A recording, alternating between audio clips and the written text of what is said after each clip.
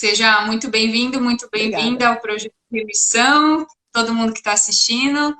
Aqui nós discutimos sobre estratégias, todas as terças e quintas, 20 horas, estratégias que vão ajudar você que tem doença autoimune, que está me assistindo, e a ficar mais perto da remissão, que é apertar um pause ali na doença, né? Deixar ela em Uhum, stand-by.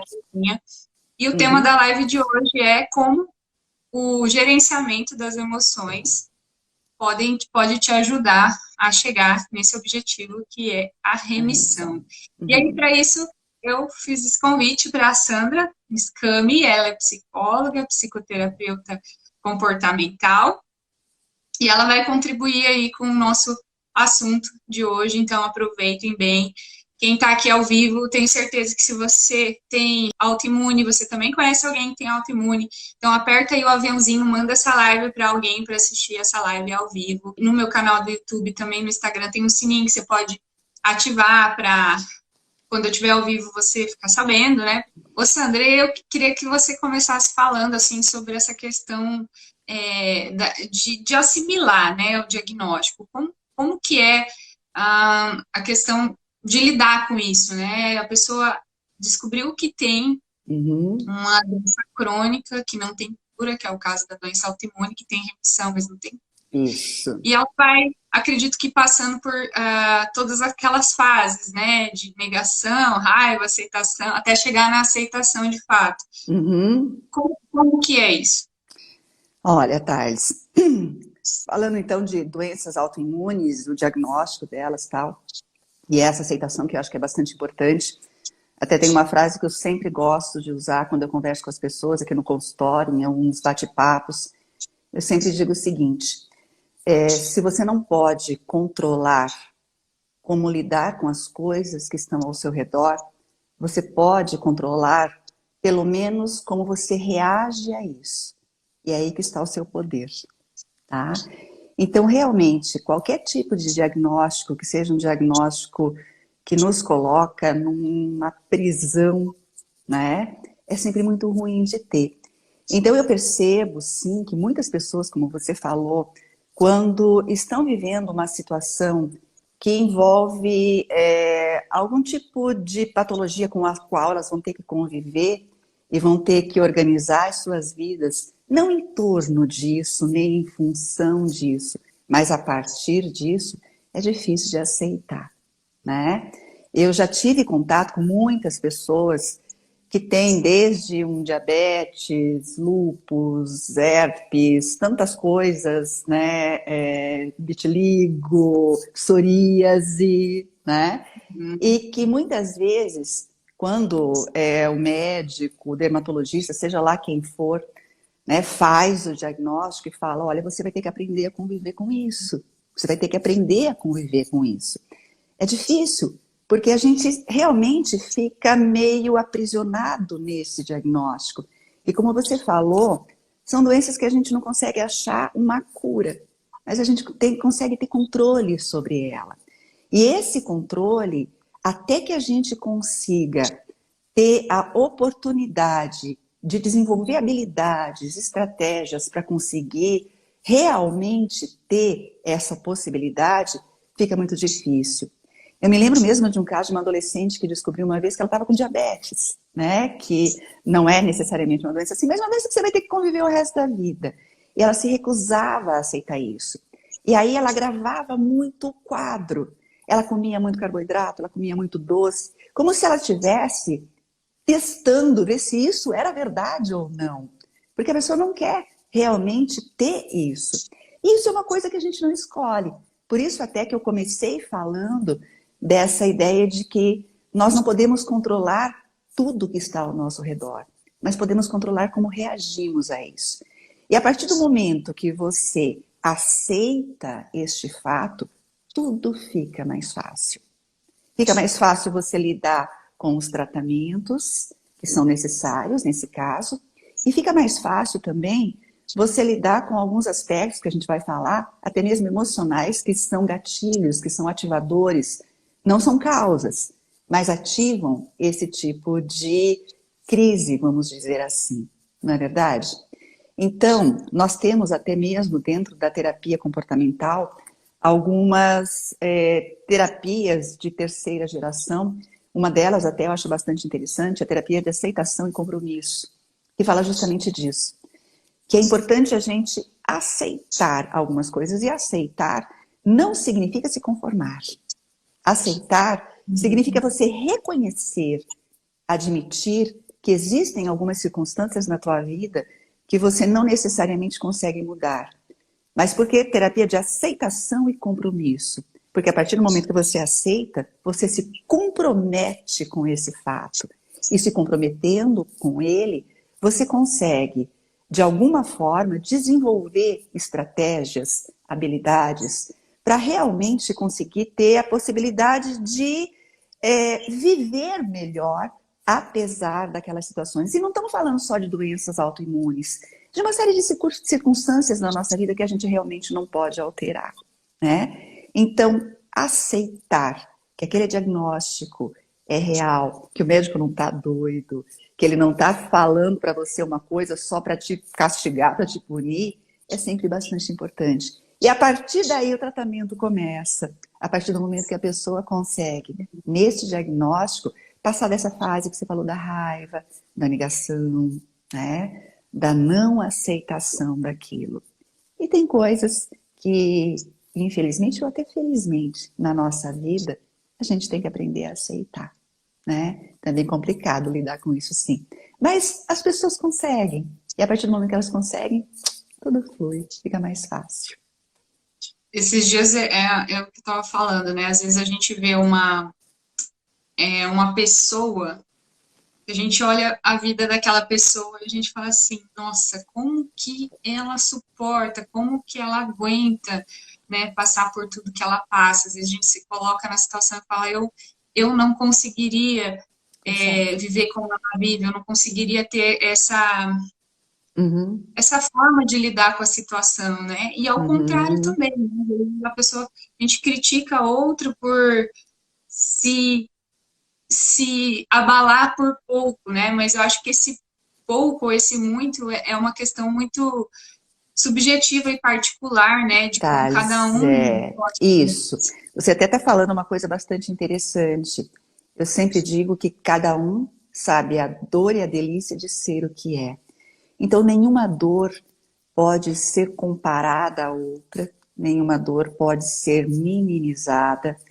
Às vezes, realmente, a gente olha para alguém e fala, mas caramba, aquela pessoa está sofrendo por causa disso, tá? Mas para aquela pessoa, aquele evento, aquela situação que para você é insignificante, para ela é muito importante.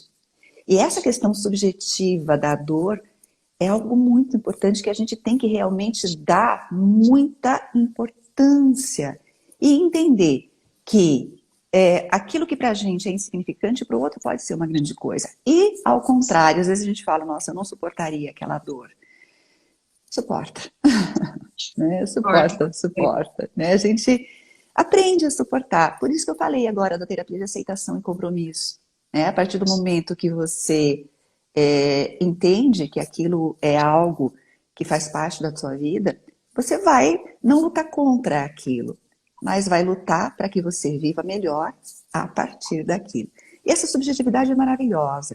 Então tem gente que enfrenta algumas situações que são terríveis e enfrenta bem. E quem não enfrenta bem, eu acho que isso é importante dizer também, fundamental, não é fraco. Hoje mesmo eu estava atendendo online uma garota, adolescente, e ela estava numa situação que eu estava conversando com ela, ela até estava chorando bastante, e ela falou, Sandra, eu fico até com vergonha, né, de estar sofrendo tanto por causa disso. Por que vergonha? Por que você está com vergonha? Ela falou, porque eu estou me sentindo uma idiota. Não, gente.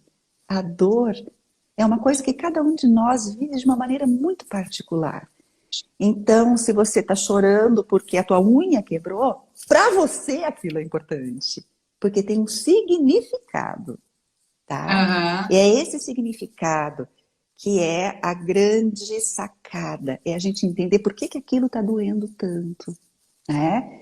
E quando a gente fala de doenças autoimunes, esse significado também é bastante interessante. Aquilo é importante para você porque você tem um diagnóstico que te aprisiona, é importante para você porque aquilo vai trazer para o teu corpo, né, alguma coisa que você não sabe lidar. É importante porque você sempre teve o que você queria e agora alguma situação acontece que vai além daquilo que você pode controlar, sempre tem um significado.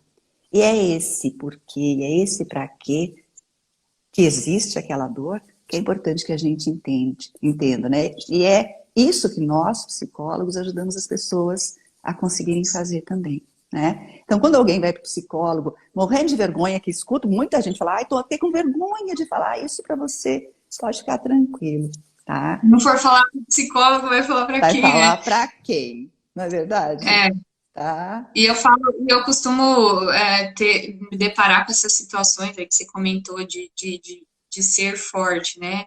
Geralmente, quando a pessoa tem uma doença grave, algumas pessoas, né, de forma diferente lidam com isso, Com né? Outras certeza. acabam sendo um pouco mais, vamos dizer, reclamam mais e outras usam um escudo da força, né? Não, Isso, eu sou forte, Thais. não, eu aguento, tá tudo bem. E aí, às vezes que eu falo, meu, você não precisa ser forte o tempo inteiro, você pode ser forte, você tá lidando da melhor forma possível, mas você pode ter os seus momentos que você vai chorar, que você vai se sentir fraco, Claro, de alguém. claro. E isso, inclusive, ajuda na remissão, se você quer saber, tá? Claro. Porque, afinal de contas, a grande força, e a gente fala muito da vulnerabilidade, né, em psicologia, que nada mais é do que você ter força suficiente para reconhecer as suas fragilidades, né? Forte não é quem carrega o mundo nas costas.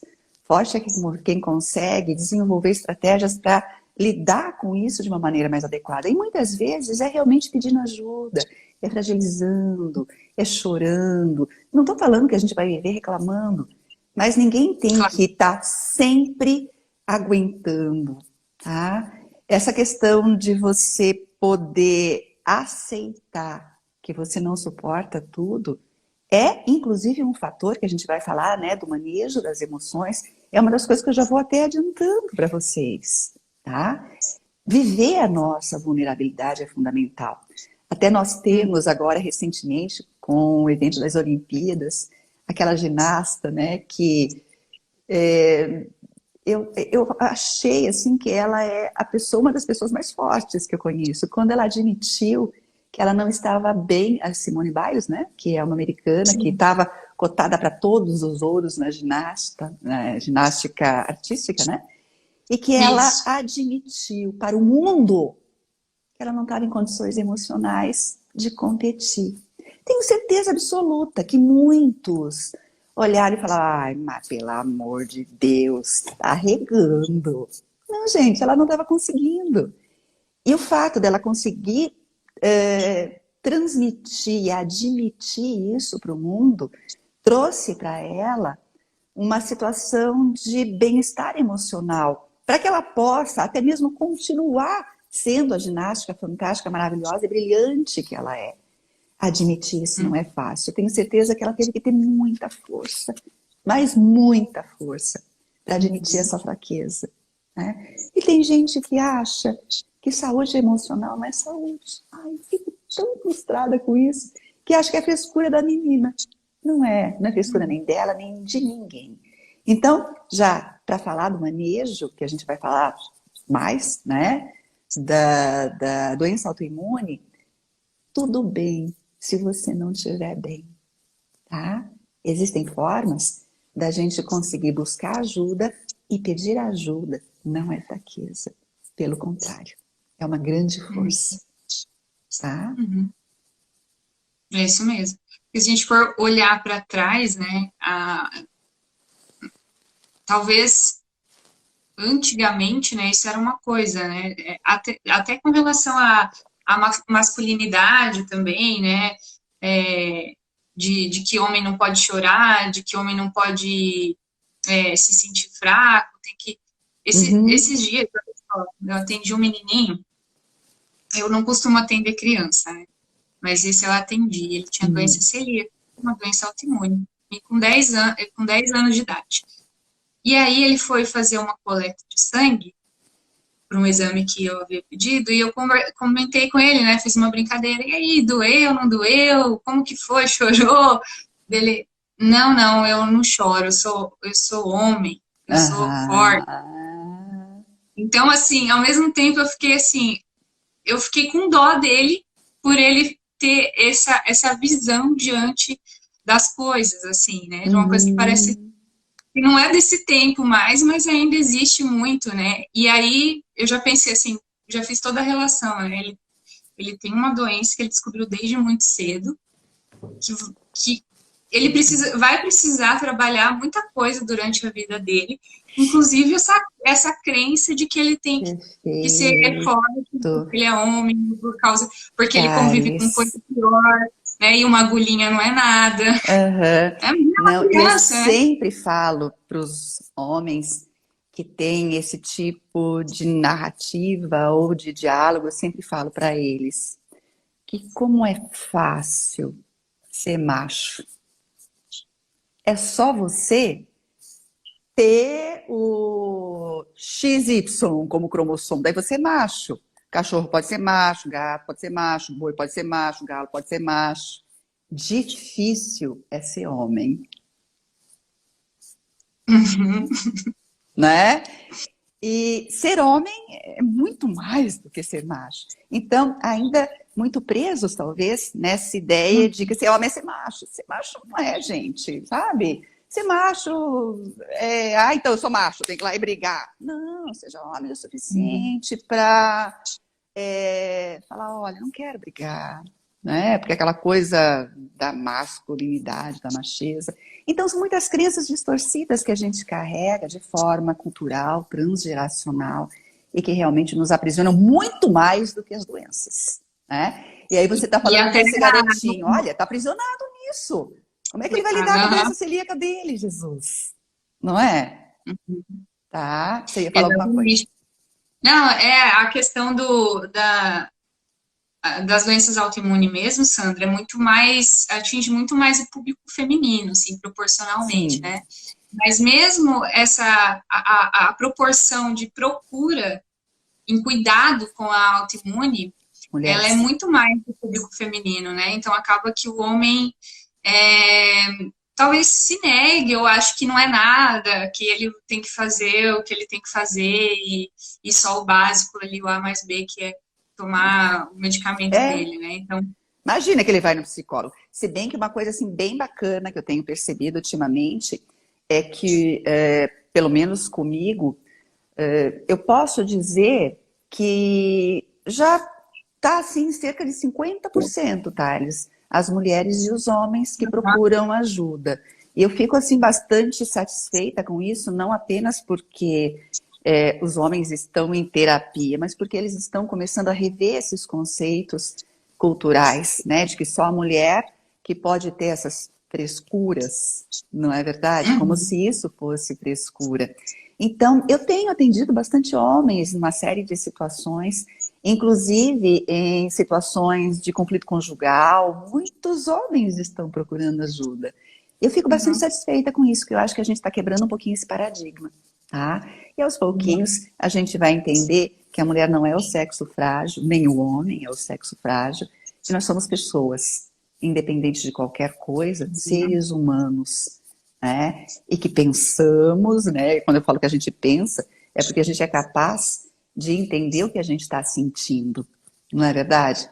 Porque o que difere o ser humano dos outros animais é justamente esse lobo frontal, esse córtex que nós temos desenvolvido e que conecta, né, que faz essa conexão através do hipotálamo com, né, aliás, o hipotálamo faz parte do sistema límbico, né, que faz a gente compreender as nossas emoções e entender, então, como pessoas inteligentes que somos, o que estamos sentindo e tentar achar, então, por que estamos sentindo isso, não é verdade? Então, precisamos aproveitar esse nosso lobo frontal, que só nós humanos temos. Né? Até o cachorro tem sistema límbico. Né? Até o cachorro sente, mas ele não sabe que está sentindo. Então, se nós sabemos que estamos sentindo, vamos ser inteligentes para realmente buscar algum tipo de ajuda. E acho que isso é fundamental, né? E de que forma esse autoconhecimento, assim, pode ajudar a pessoa que se encontra nessa situação, que tem uma doença autoimune? Como que o fato de você se conhecer, né, de você explorar ali, colocar as suas fraquezas, as suas habilidades, as suas coisas boas e ruins, se a gente pode dizer assim, Uhum, né? Porque, sei lá, eu acho que tem dias que a gente tem gente que fala, né, ao se conhecer, para que procurar sarna para se coçar, vamos dizer assim, né? Isso uhum, tanto na questão emocional como na saúde física, né? Mas de que forma esse autoconhecimento pode ajudar essas pessoas? uhum. Bom, Thales, focando um pouquinho mais, então, né, na doença autoimune, que na verdade é uma falha do nosso organismo, né, em reconhecer os antígenos, e aí o próprio organismo se ataca, né, para se defender. A gente começa a entender entender não, a gente sabe que muitas doenças, elas têm vamos dizer assim, uma pegadinha psicossomática. Quando eu falo isso, eu não estou dizendo que as pessoas têm uma doença por causa do emocional necessariamente, muito embora as doenças psicossomáticas tenham essa pegada, né? Mas muitas situações, elas vêm a partir do momento que o nosso emocional está abalado, tá? E aí vem as questões, né, de estresse, uma série de coisas, porque na realidade esse sistema límbico, ele tem a ver, né, com a emoção, com a memória, e ele é o que faz a conexão entre o sistema nervoso e o sistema endócrino, tá certo? A partir do momento, então, que eu vivo uma emoção, esse meu hipotálamo que faz, na realidade, essa conexão, ativa, né, a hipófise, as suprarrenais, e aí começa a haver uma descarga de hormônios no nosso organismo, né, cortisol, adrenalina, e aí, consequentemente, o nosso sistema imunológico é comprometido, né? E por isso que nós falamos que muitas vezes os vírus, eles vêm mais facilmente, vêm não, eles se manifestam mais facilmente quando a gente está com o sistema imunológico baixo. As doenças autoimunes, elas têm uma maior possibilidade de se manifestarem de maneira aguda quando o nosso sistema imunológico está baixo. E a emoção tem a ver com isso. Então, não é uma questão de energia, é uma questão de química.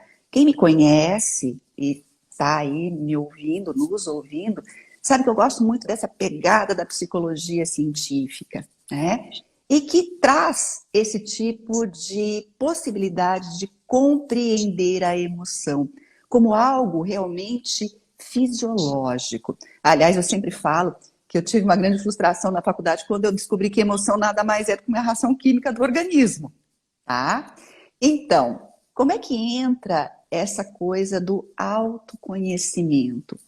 Quando você consegue identificar e lidar com as suas emoções, você tem mais possibilidade de utilizar recursos para conseguir fazer com que aquilo não te prejudique tanto. O autoconhecimento, como eu sempre digo, é tudo.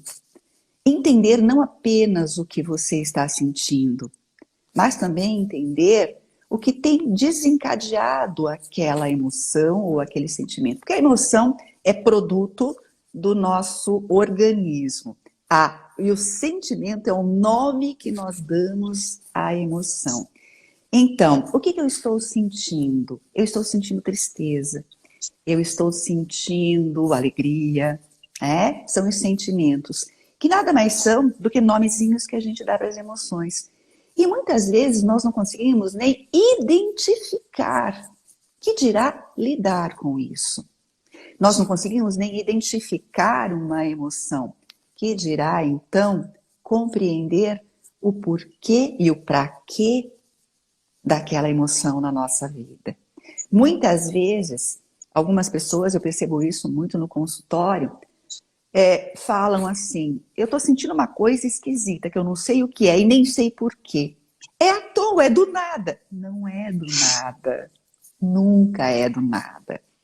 Às vezes tem coisas que você não ousa trazer à tona, que você não ousa admitir, né?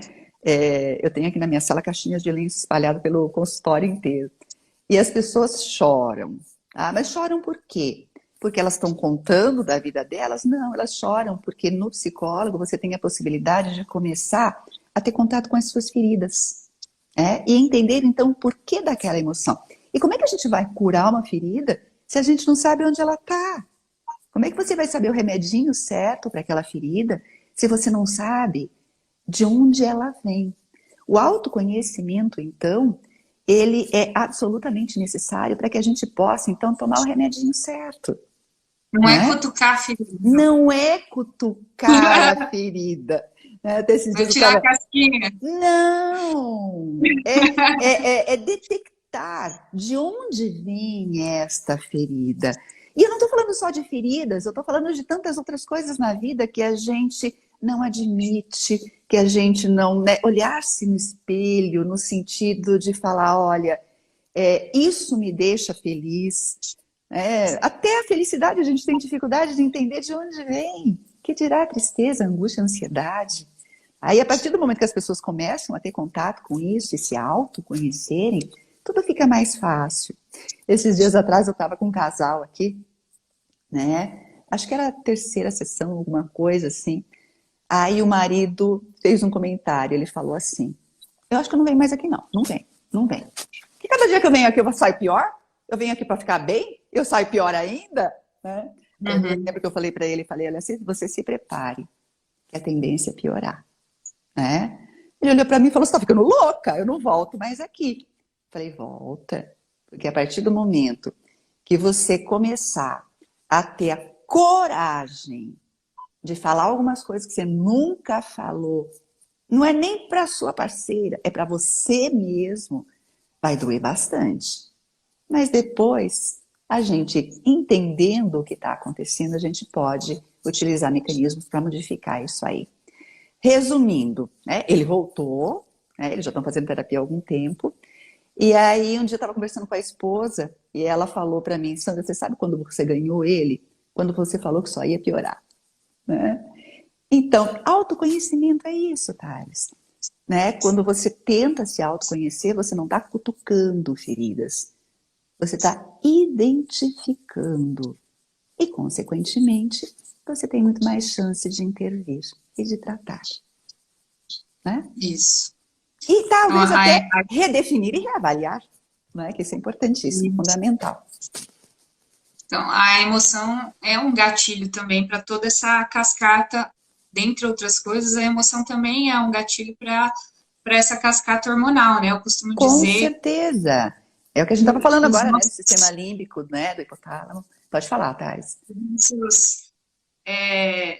Os nossos anticorpos estão constantemente ouvindo o que a gente pensa e o que a gente fala. Né? Então, a gente também envia comandos para o nosso corpo. Né? Então, os gatilhos emocionais, eles fazem parte de todo um complexo de gatilhos que vão fazer a pessoa ou conseguir conquistar a remissão ou ter fases da fase aguda, como você falou, né? Então, além de alimentos que eu já venho falando aqui há algum tempo, né? Alimentos que são macromoléculas mal digeridas, que vão ativar essa cascata de anticorpos, assim como medicamentos, metais pesados, parasitoses, as emoções, o estresse também vão ser gatilhos para toda essa resposta exacerbada dos anticorpos. Perfeito. Que exerce uma química no corpo, né? Isso. Então, exerce eu falo como que a gente consegue exemplificar isso muito bem na amamentação. Eu estou dando um exemplo bem que eu acho muito interessante, apesar de não atender gestante também, mas como que o fato de uma mulher achar que está grávida ou querer produzir leite, só com a questão dela achar isso ou acreditar nisso, ela consegue produzir leite. né? Uhum. Ela altera toda a São sua os resposta comandos cerebrais, não é? São os comandos e cerebrais. produz leite. Não tem bebê ali para dar leite. Ela não Aham, tem para produzir leite. Ela consegue produzir leite se ela quiser. perfeitamente, né? Eu acho isso o exemplo, o exemplo que a gente consegue realmente ali por A mais B, né? E, Rivalizar. inclusive, Thales, algumas das nossas crenças, fantasias, né? Aquela coisa do instinto materno. Gente, não é instinto, amor, é ocitocina, né? Então, tem certas coisas que as pessoas têm dificuldade de entender que é esse comando. Ligando aqui. Que é esse comando que a gente consegue dar para o nosso cérebro, né? Porque nós temos um lobo frontal que envia esse comando e essa conexão toda é feita. E você está falando disso, né? Falar um pouquinho de estresse, porque na verdade toda emoção ela tem uma função, tá? Só que quando você não tem um autoconhecimento para identificar e regular essa emoção, você entra num processo de estresse, tá? O estresse, ele nada mais é do que uma resposta geral do nosso organismo, que é adaptativa, que é necessária, inclusive, para a nossa sobrevivência. Porque a emoção, o próprio estresse desencadeado, seja por uma emoção, por uma questão física, social, profissional, enfim, gera no nosso organismo sintomas. E os sintomas, seja uma depressão, seja um transtorno adaptativo, seja uma tristeza muito grande, seja uma ansiedade, um cansaço, todo sintoma, ele é funcional a partir do momento que ele é uma comunicação. O sintoma, ele existe para nos dizer que algo precisa ser modificado. Eu sempre uso a analogia da febre, né? Febre não é doença, febre é sintoma. Não é verdade? Mas que bom que a febre existe, porque se você não tivesse a febre, você não conseguiria entender que existe algo a ser tratado, tá? Então, muitas vezes, quando a gente fala de algumas emoções que estão exacerbadas, ou até mesmo de um estresse causado por isso, nós estamos entendendo que é o nosso organismo querendo dizer que algo precisa ser revisto e mudado, tá? E o estresse, ele abala muito o sistema imunológico, uma vez que essas emoções desencadeiam a produção de todas essas substâncias, hormônios, que corroem, portanto, o nosso sistema imunológico. Se você vai fazer um exame de sangue, você vê que você tem cortisol demais, o médico já fala, anda estressado ultimamente, não é verdade? Tá? E o estresse, ele tem essa química mesmo, que eu acho bastante interessante, né?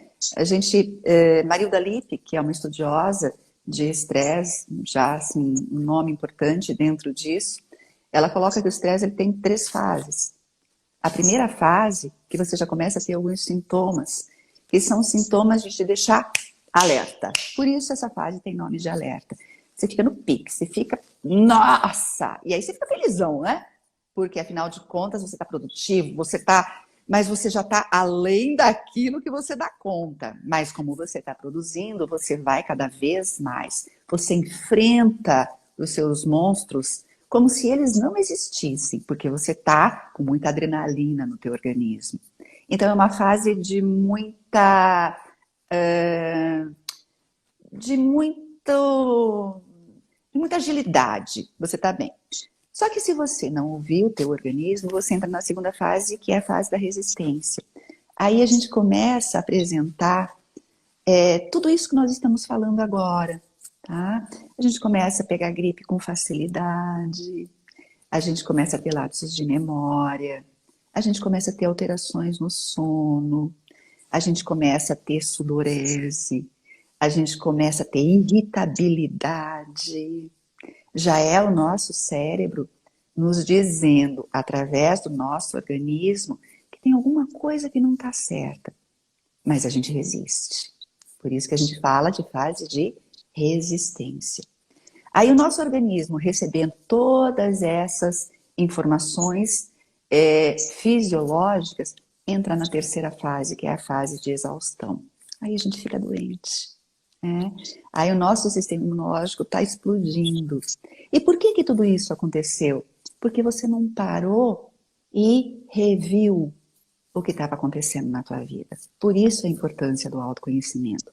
E é nesse momento que a gente começa a ter os tais dos gatilhos que acionam todas essas doenças psicossomáticas, autoimunes. Por isso que o médico geralmente fala, acho bom você procurar um psicólogo, para que a gente consiga identificar quando esse estresse ou quando as situações estressoras estão ocorrendo na nossa vida. Então, lidar com emoção não é simplesmente ter autocontrole sobre elas, tá?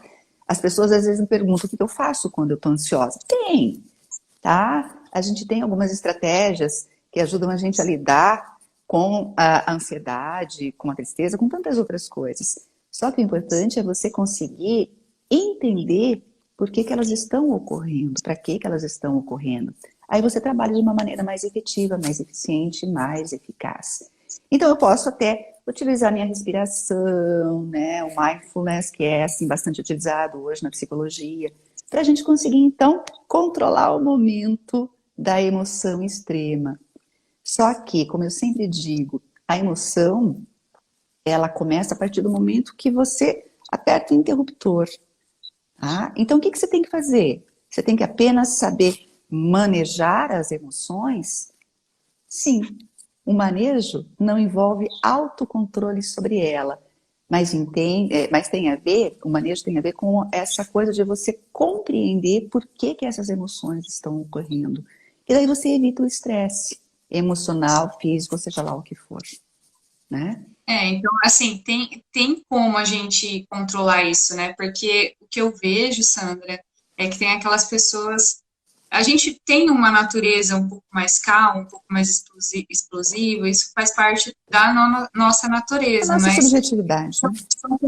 são todas questões que nós podemos exercitar, Com né? Eu certeza. costumo dizer que a gente fica bom naquilo que a gente treina, né? Treinar Então, para um fixar, instrumento Skinner, musical, maravilhoso. um instrumento musical, uma língua, uma profissão, cozinhar, você fica bom naquilo que você faz repetidas vezes, né? Sim, E até na isso é época que eu aprendizagem. fazia nutrição esportiva, tinha um cara que falava que não é da esportiva, mas ele aplicava ao esporte, que a gente Uhum. fica bom naquilo que pra gente ficar bom em alguma coisa, a gente precisa fazer aquilo 10 mil horas, ter 10 mil horas de proficiência, Uhum. é tempo pra caramba, né? Mas porque às vezes a pessoa tem a tal da síndrome de Gabriela, né? Que é Eu eu nasci nasci assim, eu sou assim. mesmo assim, eu vou ser sempre assim, ninguém pode me mudar, eu não vou mudar, eu sou assim mesmo. Não, nós somos seres racionais e que buscam conhecimento para poder sermos melhores. Exatamente. Nossa, você está falando de uma coisa que eu acho que é bastante importante. Você vai colocar, mas não adianta, eu sou assim, ninguém está. Às vezes eu tenho até um pouquinho de cuidado quando eu utilizo a palavra personalidade, porque as pessoas entendem que isso é um conceito Imutável. imutável, né? Então eu sempre digo para as pessoas, você está vivo? Está vivo. Então você pode aprender, né? Você Uhum. pode aprender e você pode, consequentemente, mudar. Você pode treinar algum tipo de situação e até de emoção diferente na tua vida. Isso acontece muitas vezes a partir do momento que você começa a rever, a redefinir algumas coisas na sua vida.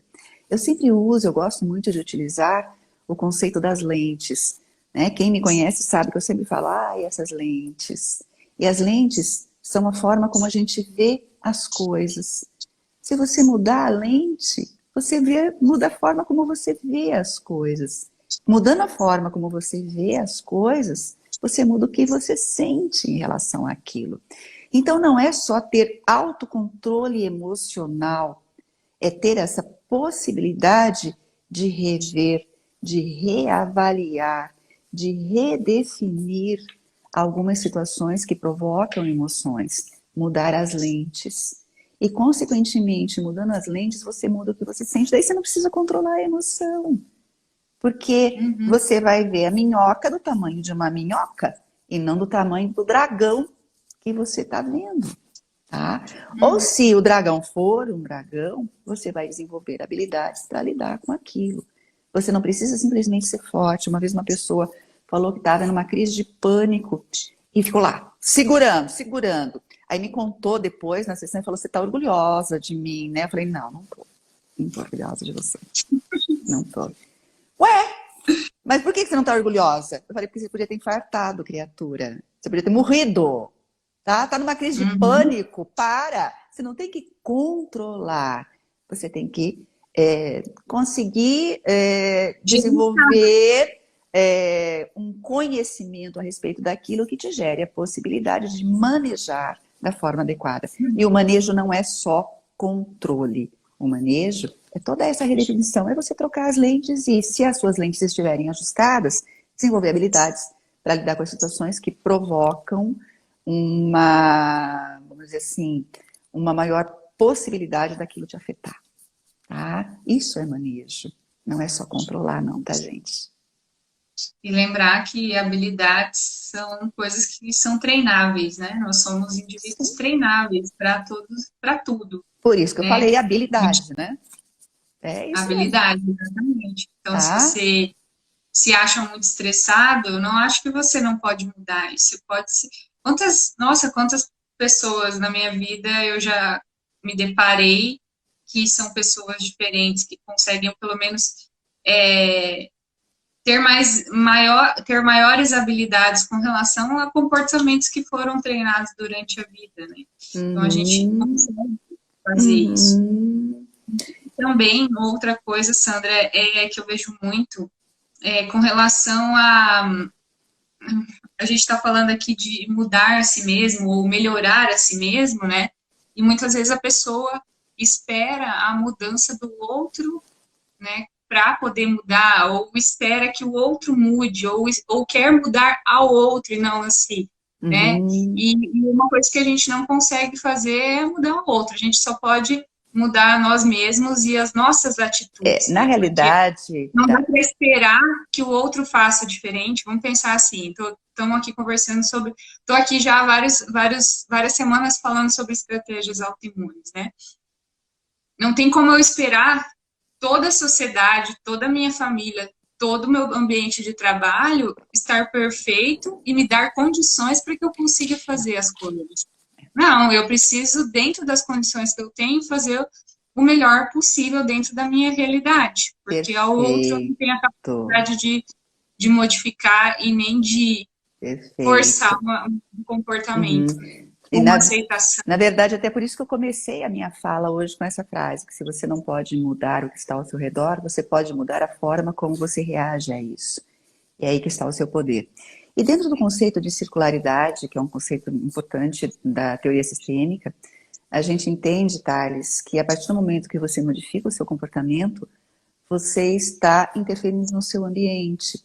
Interferindo no seu ambiente, você pode, sim, muitas vezes provocar mudanças nele, tá? Só que alguém tem que começar. Comece por você, não é? Às vezes as pessoas me perguntam, mas por que eu tenho que começar? Por que tem que ser eu? Eu sempre digo, porque é você que está aqui tendo esse privilégio, tá? Então, esse conceito é muito interessante. Tem que partir de alguém. Uma vez partir de alguém é mais feliz quem não é quem. Me lembro uma vez uma pessoa, uma mulher que me procurou há bastante tempo, porque ela dizia que o filho dela precisava de terapia, mas ela veio fazer porque ele se recusava a isso. Então ela queria fazer terapia para ver se ela conseguia mudá-lo, né? E ela fez terapia e tal, legal. No final, ela até falou, nossa, Sandra, vou falar bem a verdade para você, eu achei que isso não ia funcionar, mas funcionou. Como ele mudou? Mudou nada.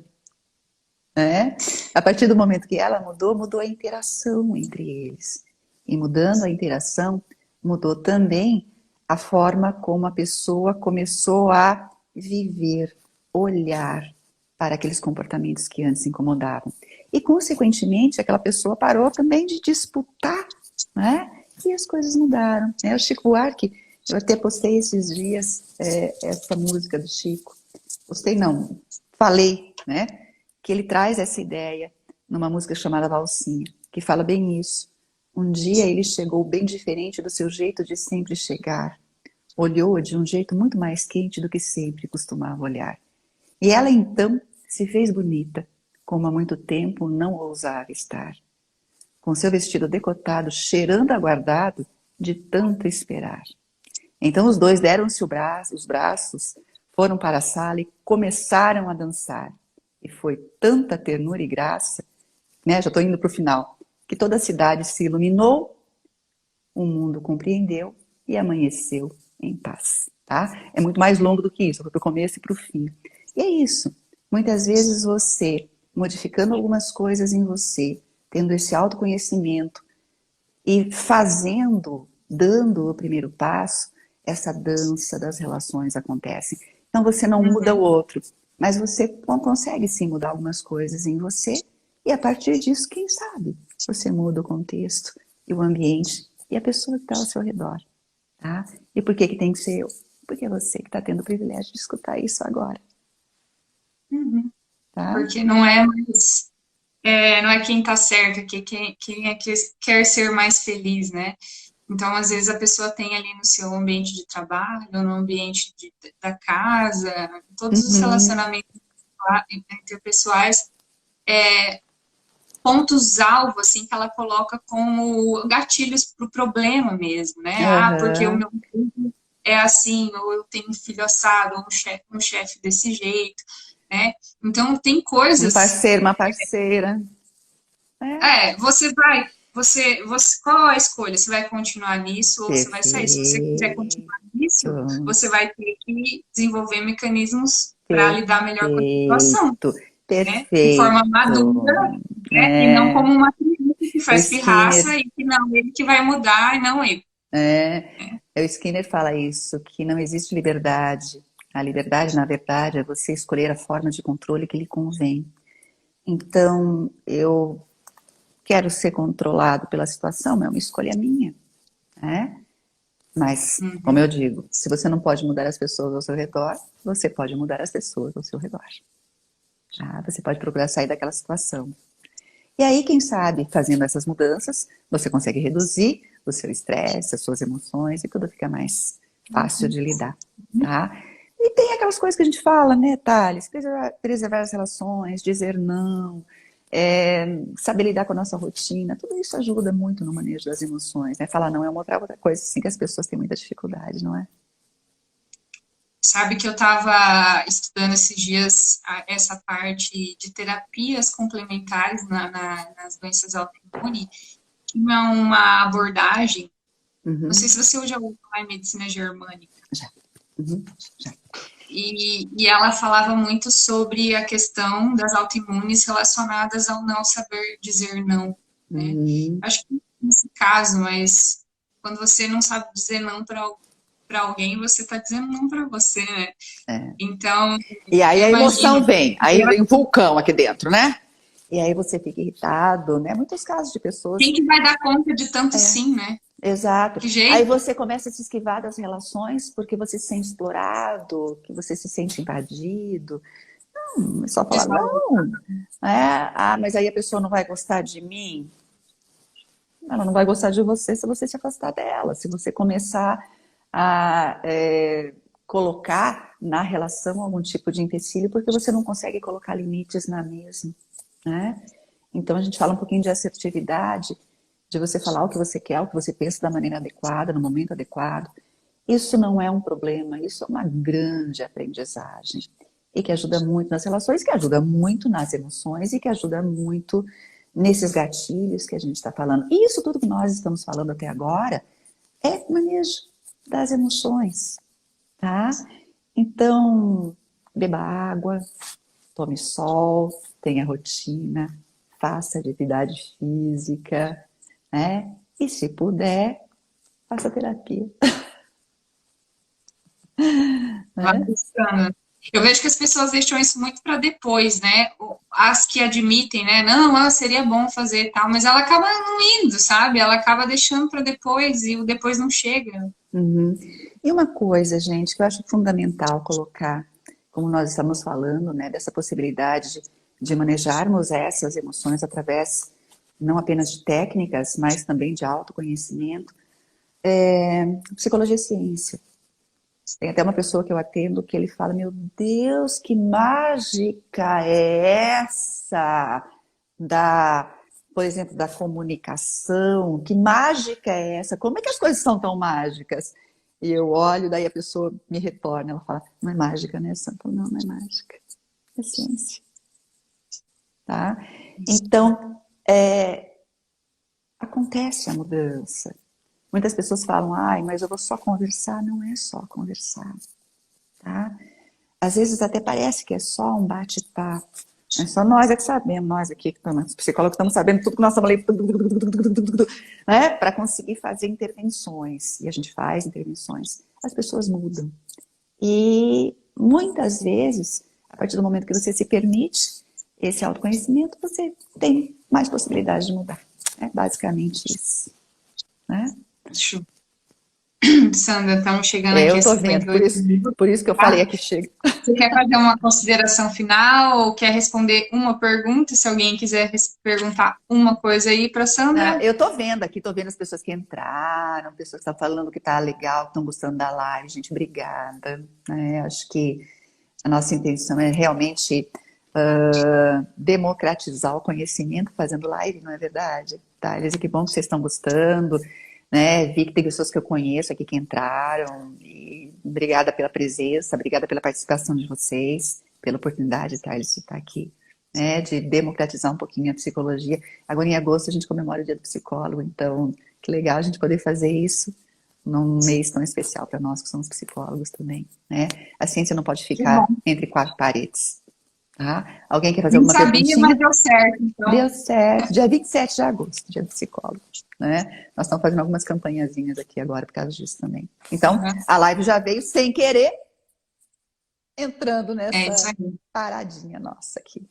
Né? Então, é isso aí, pessoal. Comecem a trabalhar essas questões, porque de nada adianta um corpo físico saudável com a mente doente, né? A cura, né? Ou a remissão, ela não acontece com esse desequilíbrio entre essas duas partes, né? Nós não somos um conjunto de órgãos funcionando de forma independente, nós somos um sistema que está constantemente se comunicando. Adoro essa ideia de sistema, Thales.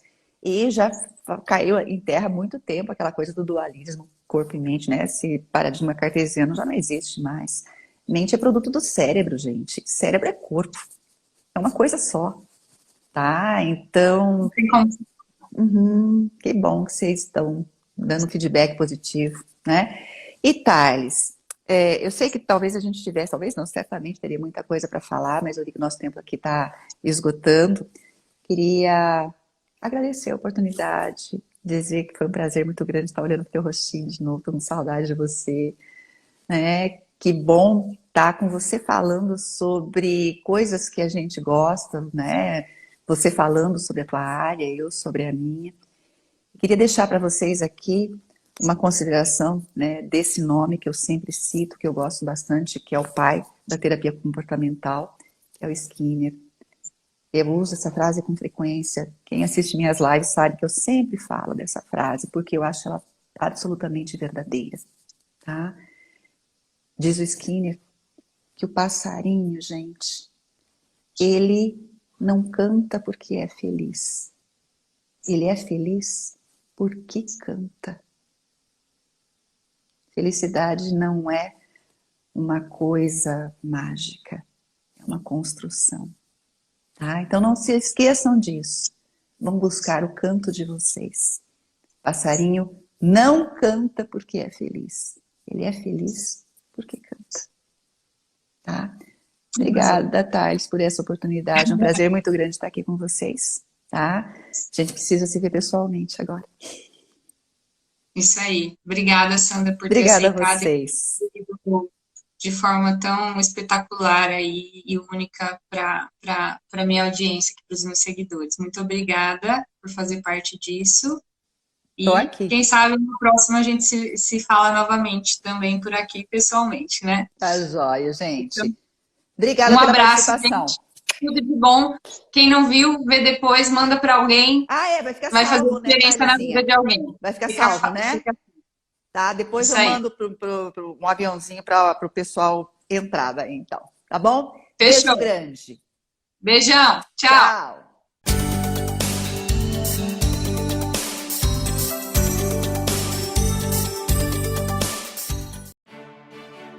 A Câmara de Vereadores é a Casa do Povo. Aqui são criados, votados e aprovados os projetos de lei que definem o rumo e o futuro do nosso município. A Câmara de Vereadores também exerce a função fiscalizadora, supervisionando as ações e decisões do Poder Executivo. Faça parte das decisões. Quando a comunidade participa, a cidade cresce.